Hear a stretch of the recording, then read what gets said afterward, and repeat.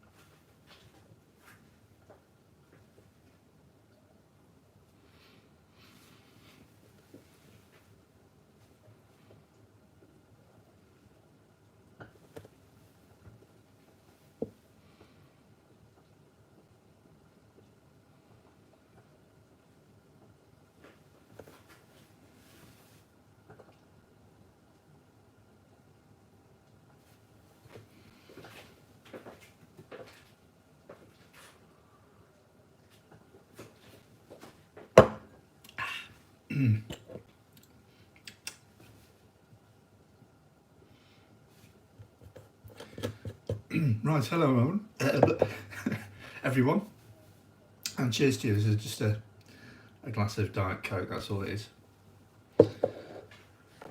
How are we all? How are we all? So who's cooking along today?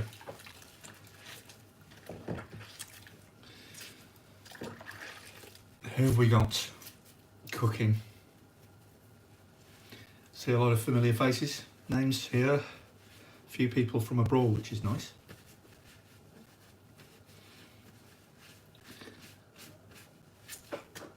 Cool, all right. Not particularly in a very chatty mood today, but we'll see how it goes. So I'll get rid of this for a start.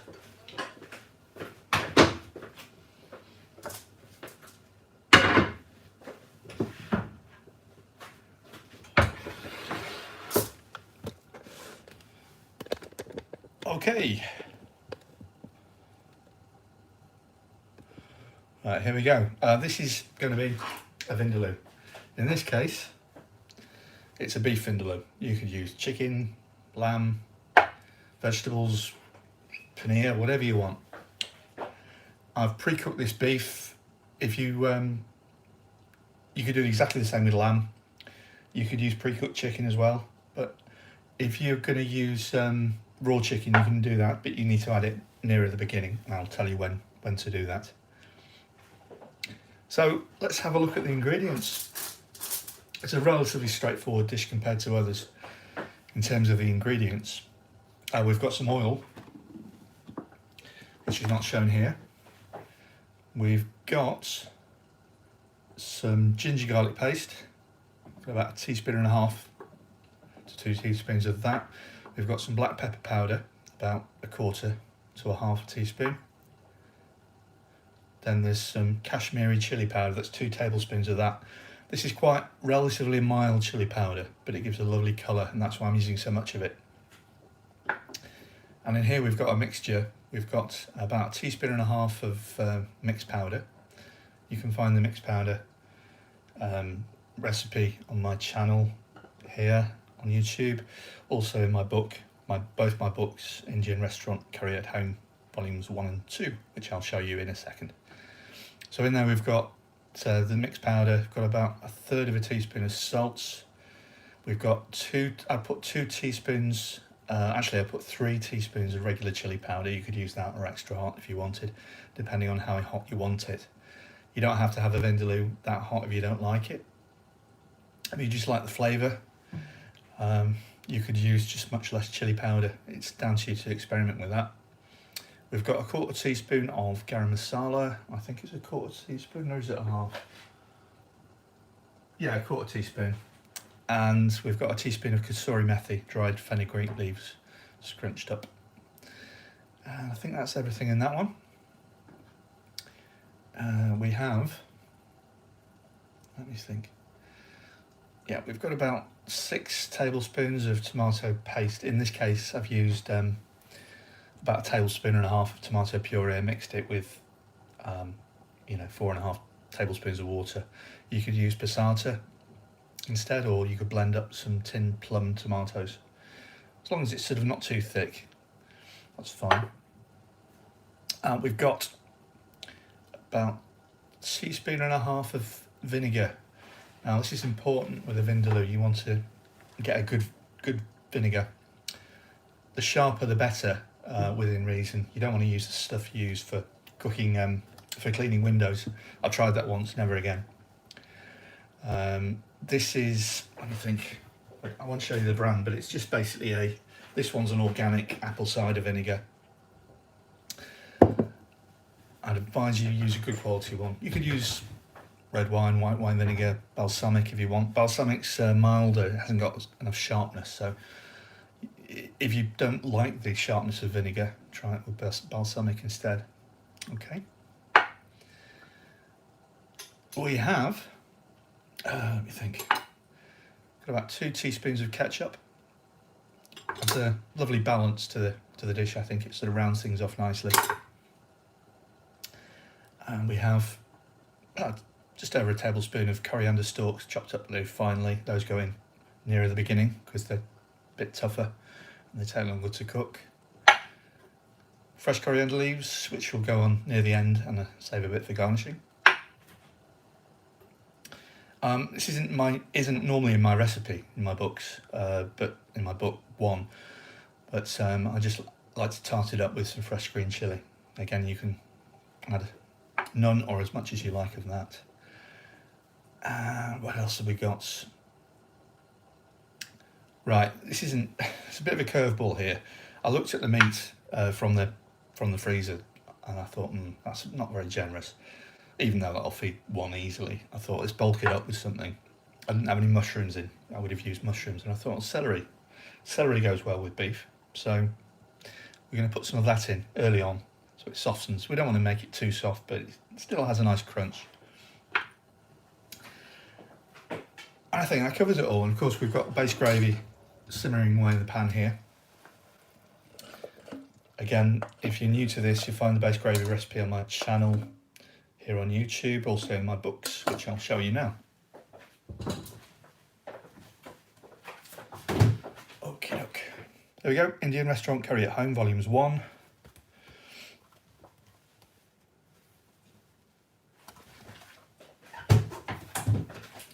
And Volume 2.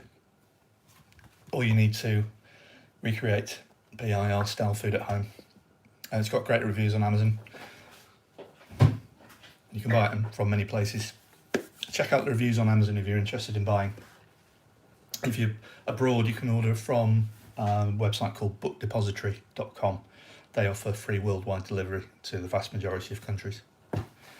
Okay, let's just have a quick check on the messages then. What you're saying. Okay. Yeah, celery is a bit contentious. Some people don't like it, but just don't use it. I'm using it to fill out, that's all. Yeah, interesting. Potatoes in a Vindaloo. I don't want to go into all the details of the origin of the name Vindaloo, but it's basically it's derived from the Portuguese Vindaloo, wine and garlic. And when they colonised India, specifically Goa, that was invented as a dish. The vinegar and garlic was used, vinegar was used to preserve things that were brought over. And so it evolved as a kind of Indianised dish of a Portuguese original. And the aloo bit on Vindaloo does not mean potato. However, potato has found its way into Vindaloo in some places. Some restaurants and takeaways do it with a couple of chunks of potato. Mistakenly or not, it actually is quite nice with potato, it works. But enough of that. Hello Mark, Ginge says hello. Hello Ginge, let's not go down that road again. Oh, the Star Anise, yeah, thank you for reminding me. We're going to put a Star Anise in as well. Lovely sort of slight sweetness and a seedy flavour that cuts through, just to give it a bit of character. Right, let's get cooking.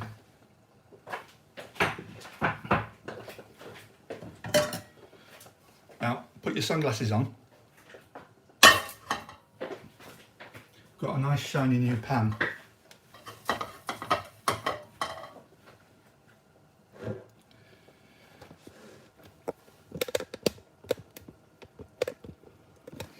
Just the camera here. Hello to everyone who's just joined. We're cooking a Vindaloo, a restaurant style Vindaloo.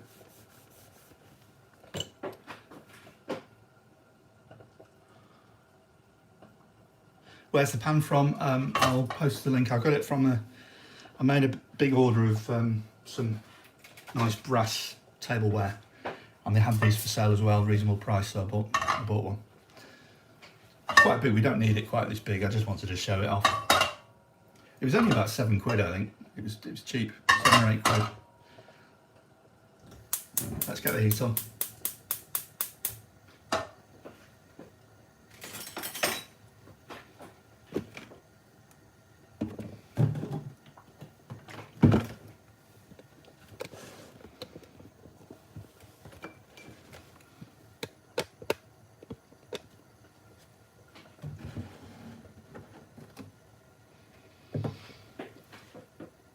Oh, hello, she waved at me. Oh, great.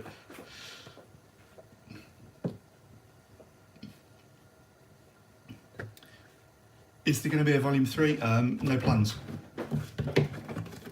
Any beer today? No, it's Diet Coke today. I did a little private cook-along, not related to BIR, yesterday, and I had quite a large gin and tonic. I decided that cooking and drinking alcohol isn't necessarily a good thing. Yeah, hardback book, I'm thinking about it. Can be done, no problem. I'd have to wait for everything to sell out, and the only problem with hardbacks is that well, there's not a problem with them, but I'd have to reduce the size of the book slightly. I won't get into the technical details, but it is under consideration, but it won't be for quite a while. Right, yeah, hardback volume 1 and 2. Yeah, I'm thinking of that. A bit like what Dan they did for Dan Toom's book. W.H. Smith sold it, didn't they? I don't know what you think about having a small paperback, just as a recipe reference. Yeah, black and white inside. It's cheap as chips to produce. I could sell that as like a companion to the book, so you could sort of, spend 6-7 quid or whatever, probably a bit more, on this book with all the recipes in it. No black and white pictures, easy to handle, and if you get it stained, no big issue. What do you think of that?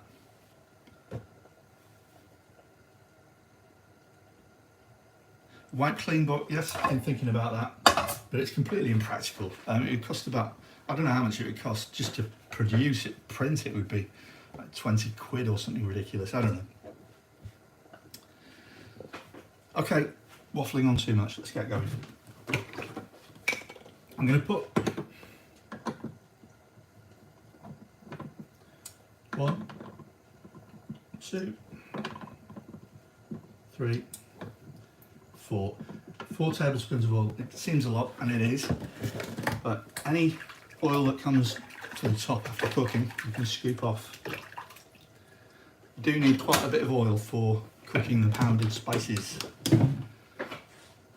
Into that, I'm going to put Star Anise. I'm going to infuse that oil.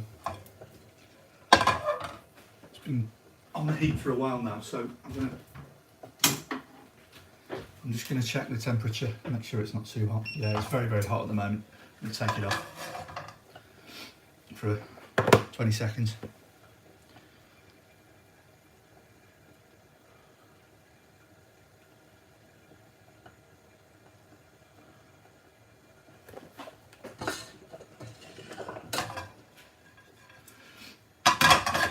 We don't using onions in this. If we're using onions, I'd be happy to put them in now, even though the pan's extremely hot, and it'll cool it down. But because we're putting the ginger garlic paste in first, next, I'm going to make sure it's at a reasonable temperature, otherwise it will spit all over the place and burn. That's at 200, and so I'm using a temperature gun to measure this. You see, it's It's like 200 degrees.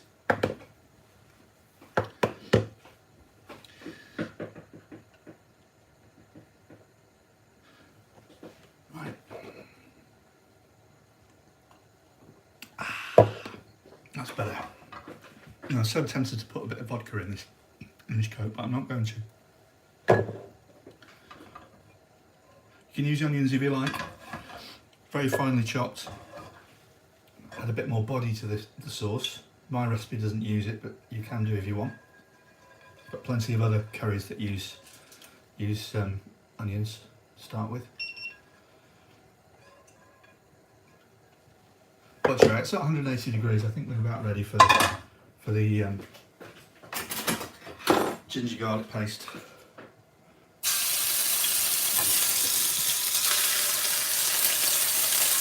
That's about 2 teaspoons, isn't it?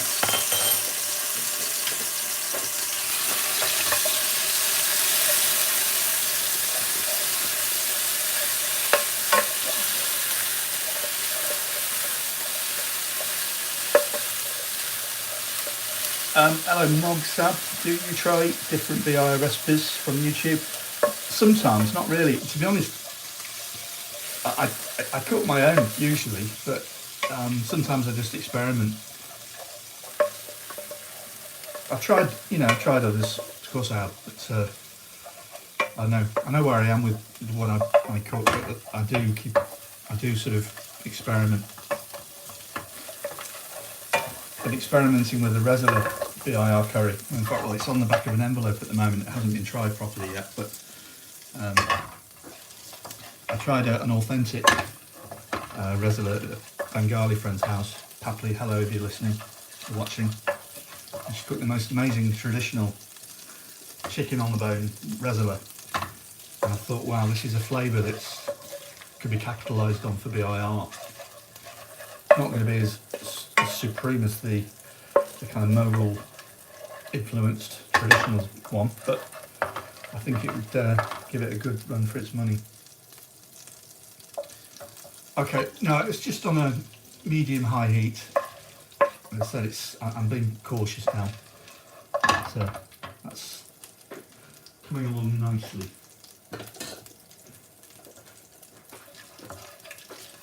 It's starting to change colour a bit. The sizzling sound has pretty much died down. It means I think we're ready for the powdered spices. As I mentioned before, it's chili powder, salt, fenugreek leaf, garam masala and some chili powder. And also 2 tablespoons of Kashmiri chili powder. You're going to fry these spices. You don't want to sort of stick loads of liquid in just yet, but to give it time to cook properly,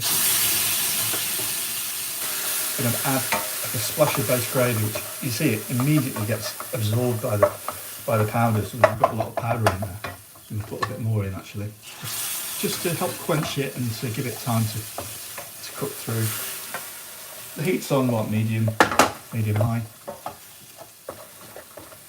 You really want to get those spices cooked, particularly the chili powder.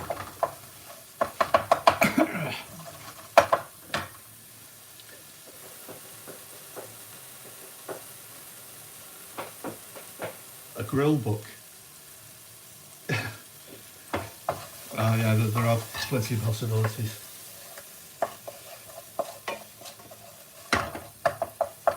You see that one, that base gravy's just been soaked up by the spices. Just going to give it a bit longer. Continual stirring, make sure it doesn't stick and burn. So at this point, I'm going to add the tomato paste. This is about 6 tablespoons or so. You can add more or less. I like it quite tomatoey. I think it goes well with the savouriness of a Vindaloo. Now we've put more in the pan now, the temperature's dropped, we can afford to put the heat up.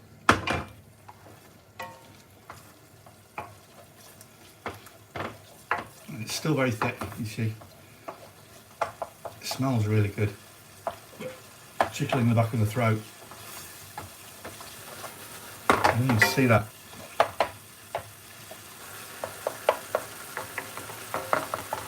That sort of sauce consistency forming. And get that tomato puree cooked out.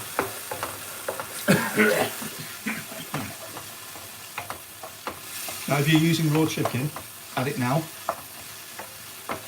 And of course you want to make sure it's thoroughly cooked through, but depending how big your chicken pieces, we're looking at 10 minutes.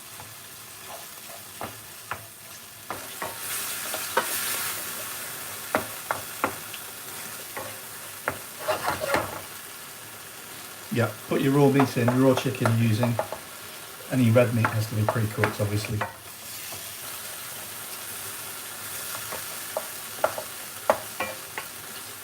If you're using prawns, don't put them in yet, but put them in at the end.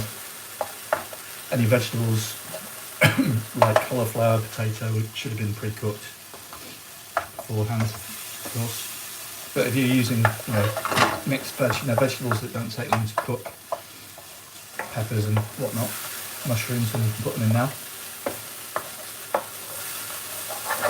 So that's coming on nicely there. Going to add about 75 ml base gravy.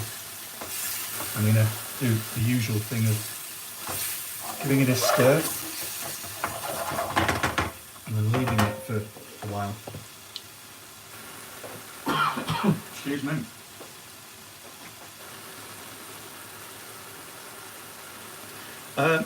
Lee Taylor, can you add Mr. Naga? Mr. Naga, yes you can. You can add it, well, whenever you like really, near the ends.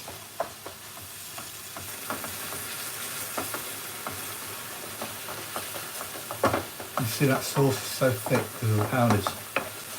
We've not had any oil separation yet, we will do. But I'm stirring it now just to make sure it doesn't stick and burn. I'm going to add more base gravy. 75 mils or slightly more. Go by an eye. Oh, there we go.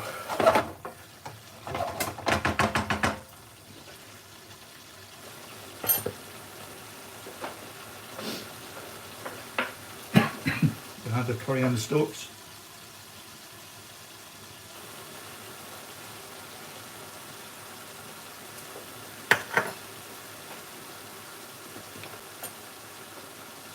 I'll leave that for a minute. We've got loads of people from the US in today, it's good. Did we have someone in Australia last time? I think it was like 2 in the morning. Hi Andy. This is a 26 centimetre pan across. Obviously you measure the diameter from the top, from rim to rim. It's a standard size. 24 and 26 are very standard, as in 28 and 22. I think this is about right. You could do it in a much smaller pan if you wanted. I think I was tempted to do it in a 24 centimetre one. The only thing putting me off is the mess really, because you get more splattering and mess. Oh, you're in Australia, Jamie Butler Underwood. What time is it there? Just going to give this a stir. It's starting to stick a bit. Now's probably the right time to put in the pre-cooked meat. Just going to heat it through, really. And put that in. You could also add some stock, if you've got any lamb stock or beef stock, or onion paste. If you've got any bunjara onion paste, which the recipe for which is in my volume 1 book and on here on YouTube, that makes a great addition to this curry. Excuse me.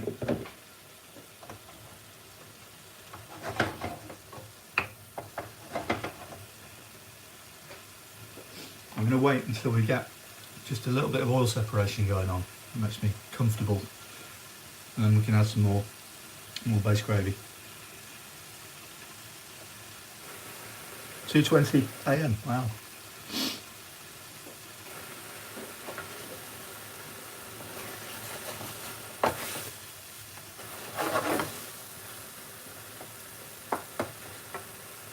Well, I hope it's not making you too hungry at 2:20 AM. Somebody messaged me the other day and said they'd got up at 4 in the morning. They made base gravy the evening before.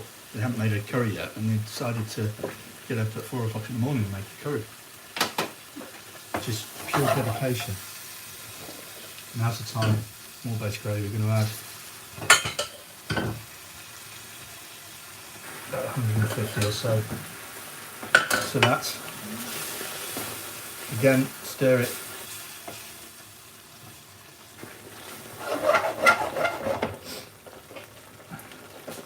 Celery. It's going to be crunchy. Perhaps I should have put it in a bit earlier. If you find you add something that's not going to be cooked in the normal time you make your curry, you could always like just sort of cook it for longer and just add more water or base gravy to compensate for the reduction in thickness. Because obviously the longer you cook it, the more steam is coming off, which is obviously water, and that's the reason liquids reduce when they're heated. Right. Got a bit of base gravy left in the pan. It's thickened up because it was on the heat, so that's all right.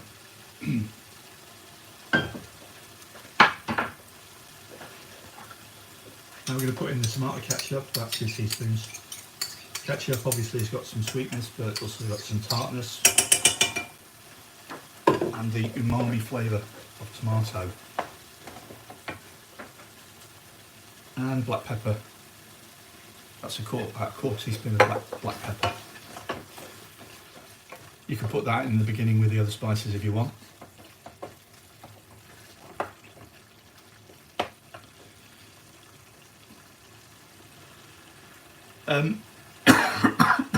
Excuse me.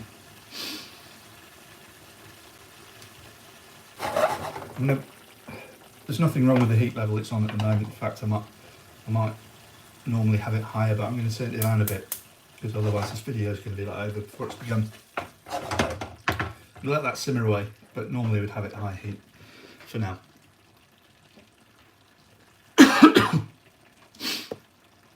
Excuse me, it's the fumes off this.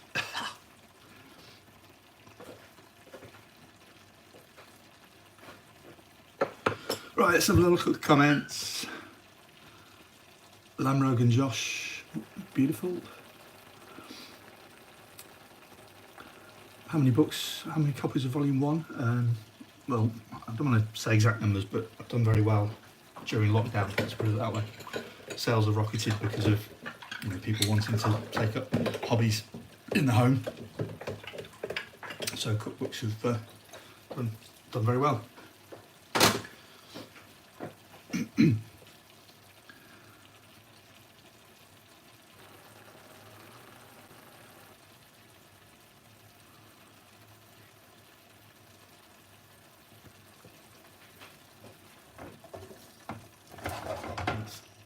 You see now we've got a bit of oil separation. You see there's little craters on top. I don't know if you can see how well you can see it. You've got a sheen of oil, which is a good sign. Right, I'm going to put the heat up now. I'm going to add fresh green chilies, it's completely optional.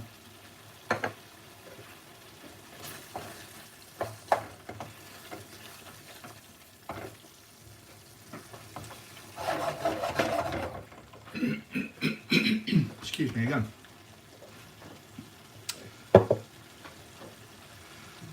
Spicy curries like this, in my opinion, are best eaten not just after you've cooked them, you leave them.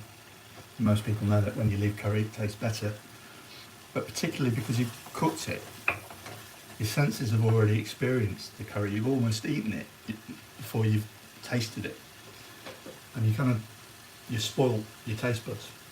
So you get much more enjoyment out of it if you go off and clean your palate, go out for a walk, have some fresh air, clear the house of any smell if you can, and then just heat it up and you'll enjoy it a lot more. I'm cooking a bit longer than normal because I want the celery to soften up, so I'm just going to add a splash of water.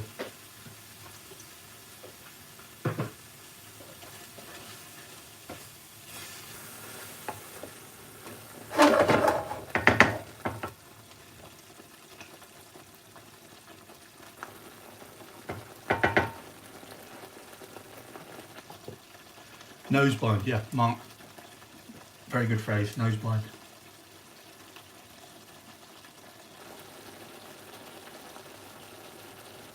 You use my books daily, David. Oh, that's good.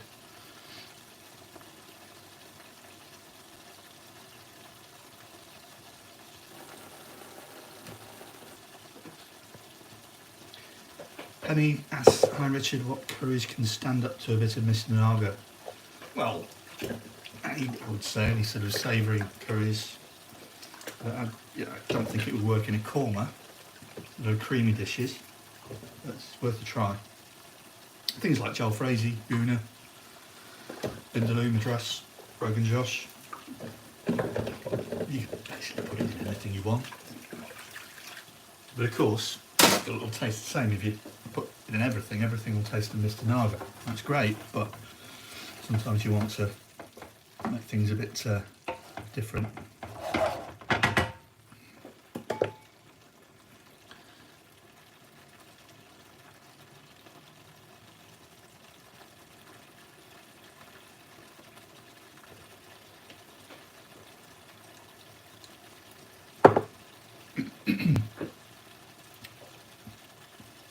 How many people we've got? I've looked at this before. 284. That's pretty good. Hello, if you've just joined, I'm cooking a beef vindaloo, demonstrating how to cook it restaurant style from the recipe in my first book, Indian Restaurant Curry at Home, Volume 1. Other books are available, like Volume 2. And maybe I should say something at this point. Please like, subscribe and share. Thank you, because everyone else does it.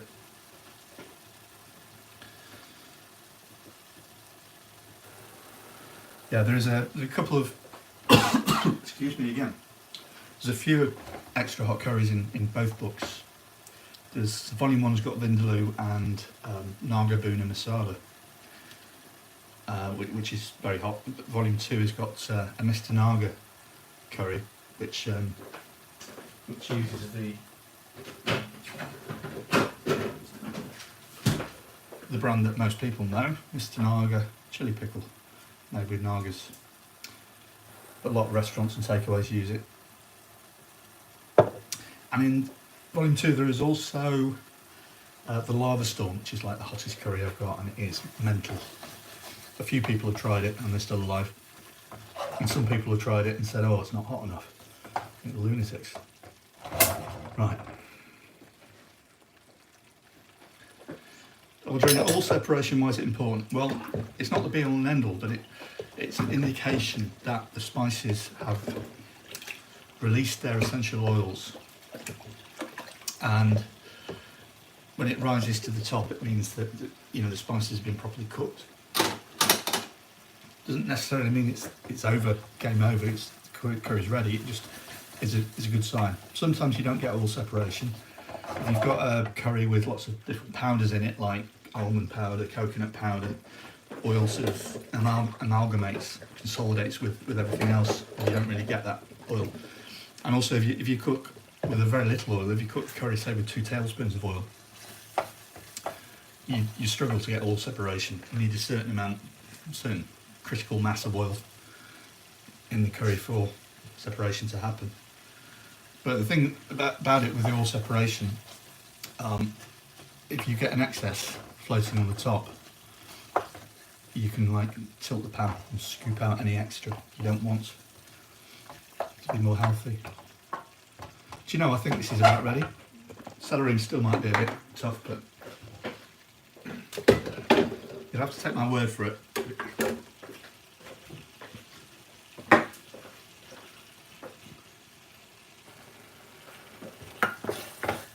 Fresh coriander, mix that through.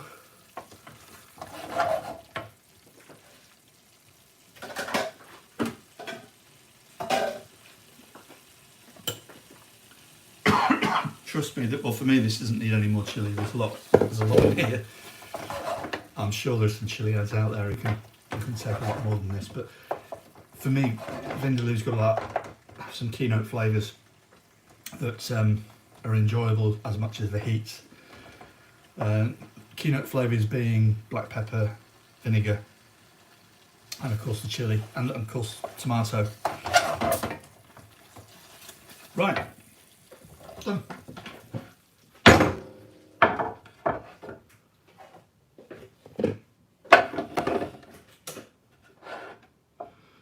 Okay.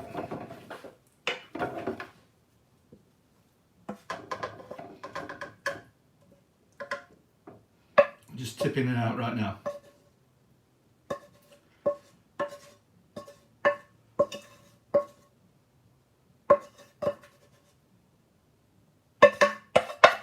Scrape all the goodness out the bottom of the pan. On the sides, a lot of flavour.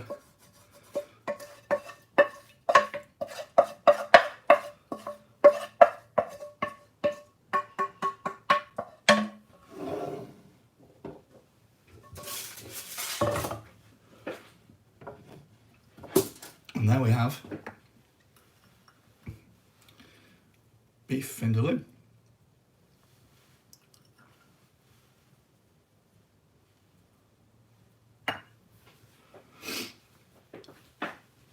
Yes, Tony added the vinegar, that went in earlier. Oh bugger. No it didn't. Oh no. What a disaster. Anyway, there's the vinegar. These things happen, right? And it's easy enough.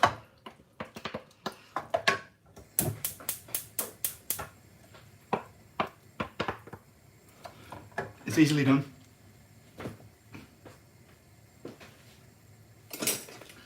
Thank you for reminding me.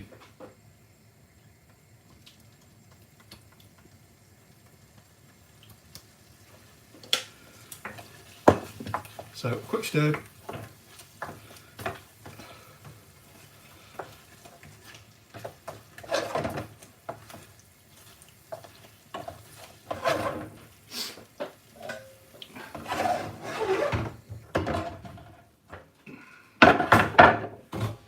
There we go again. Take two.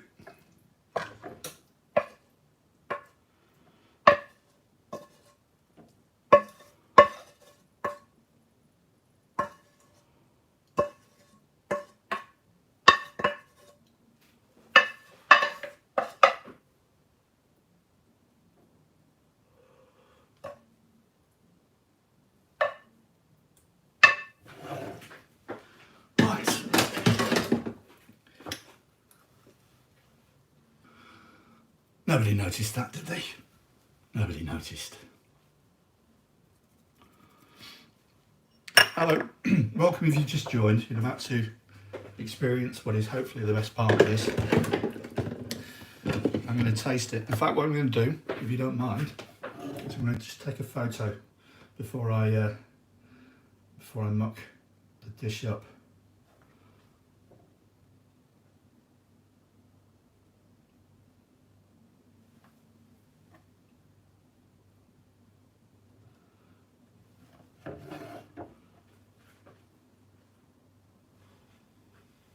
Can someone blow on it, please? Get the steam out of the way. Will everyone blow? I'll blow the steam away.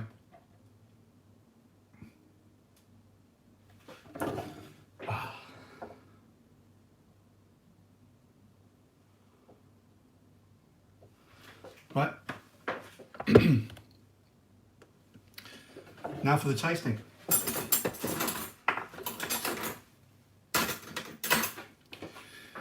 The thing with when the meat's in quite small pieces, it sinks to the bottom.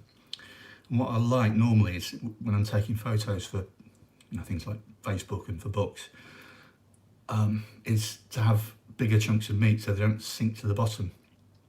It looks much more appetising. You can actually see what it is. But trust me, this is beef vindaloo. Shall I have a taste?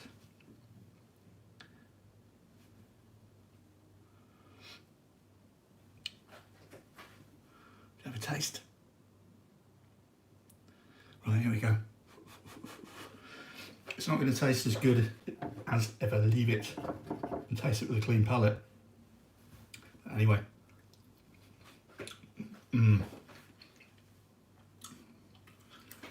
Yeah, that's good. But I would say that, wouldn't I? Yeah. Strong flavours of chilli, tomato, garlic, ginger, vinegar. Black pepper comes through very nicely, and you've got that slight hint of Star Anise, which is in there somewhere. By the way, be careful with Star Anise because its legs, arms and legs fall off, and you might end up missing a piece and end up chewing on it, which isn't very pleasant.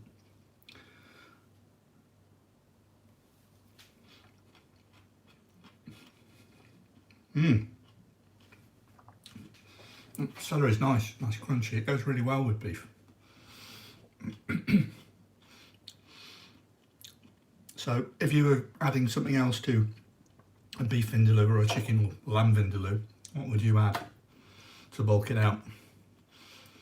What would be your preference?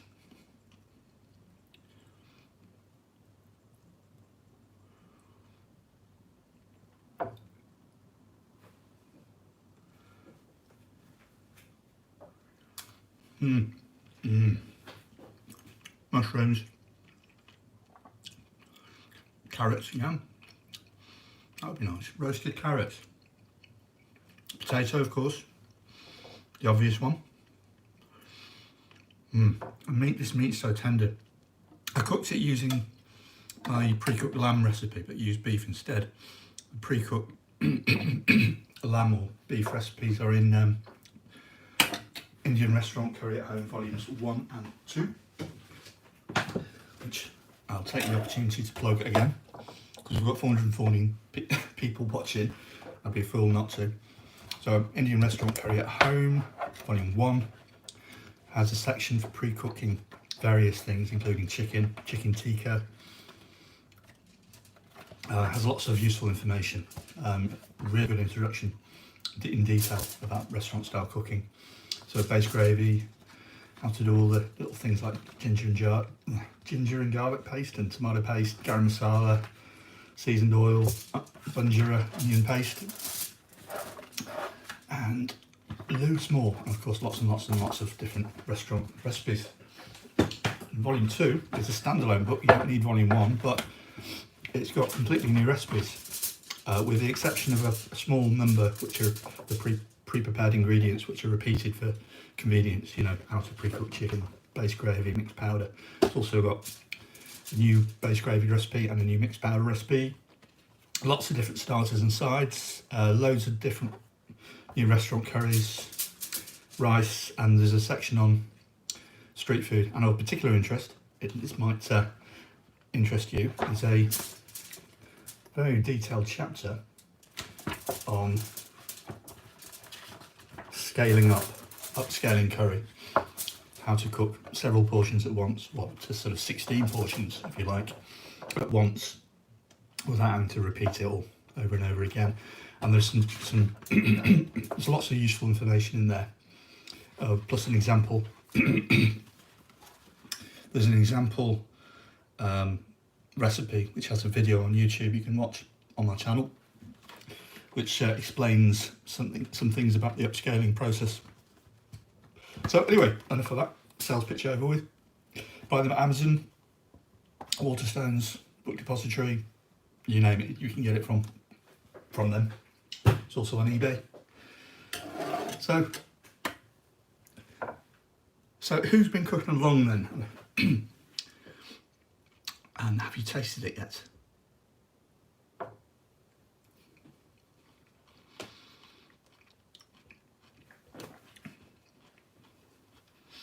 Or are you too busy eating?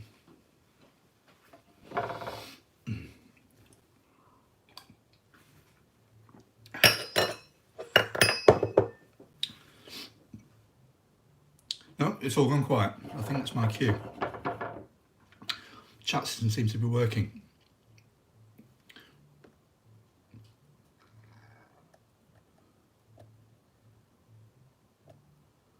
So if anyone can hear me, say something.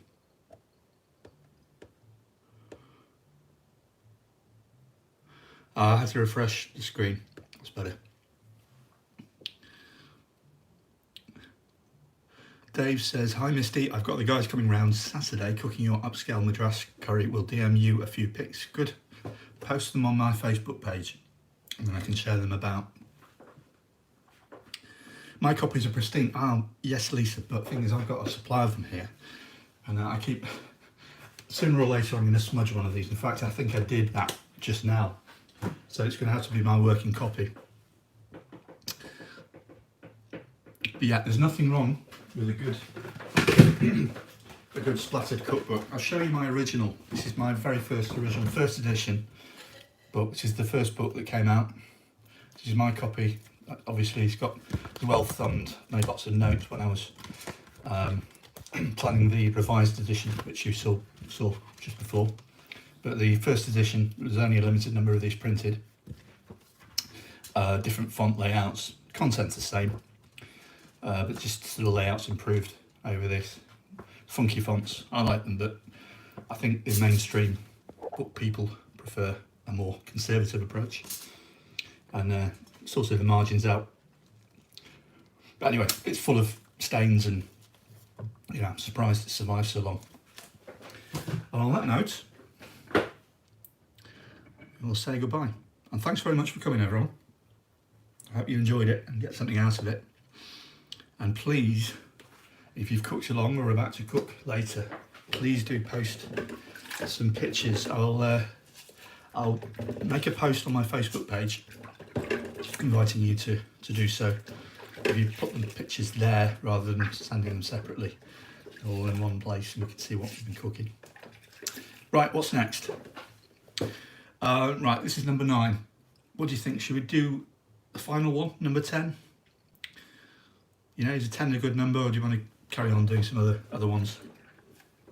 Well,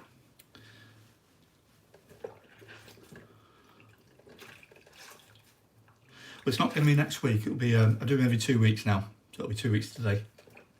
Carry on, yeah. I think I will do. We might so we'll do a couple more every 2 weeks, and then might move it back to once a month, perhaps. Yeah, carry on. But I'm glad you enjoy it. Next week, what do we fancy? Audrina asks, can we do a tutorial on upscaling? Yes, we can. It has to be a fairly small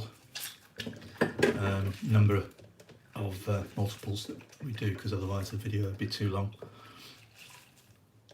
I haven't done Balti yet, or a Karai. I might do a Karai actually.